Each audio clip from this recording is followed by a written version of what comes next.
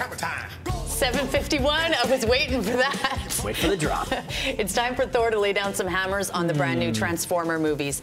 I do say that with the anticipation here that it could be possible you lay down 0 hammers. Has that ever happened before? I'm new to BT. So. I think I have done that a few times. I think you want to know about this one. We know it's bad, but just how bad, right? Okay. 10 years ago in this very studio, I dropped the hammers on the first one, and this is the 5th movie. So I've been doing this a long time. I started as a fanboy. Now I'm just a jaded old bitter man. So let's get into Transformers The Last Night. The robot fights are cool, but anytime someone, machines included, opens their mouth in this movie, it's downright terrible. Here's an example. Oh. We have guests! What's the matter with you? Oh, check my bits are falling off. Idiot! I'm awfully sorry about that, but, you see, he thinks it's still the year 1918 or 1914, something like that, isn't it? I mean, it's late onset of, well, robot dementia. It's not at all pretty. I don't know what you're smoking in that pipe, man, but what's going on here? Let's have a look at this thing, please. Very interesting. Yes. Look, old timer, I don't have a ton of patience for riddles right now. Yes, but you want to know, don't you, dude? Why they keep coming here. To Earth. Right.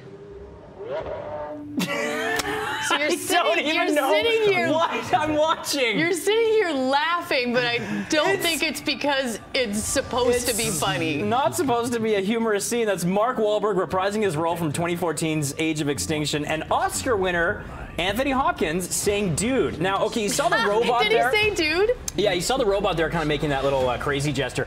That is a robot named Cogman, who's actually very funny in the movie, voiced by Jim Carter, who played Mr. Carson, the butler on Downton Abbey.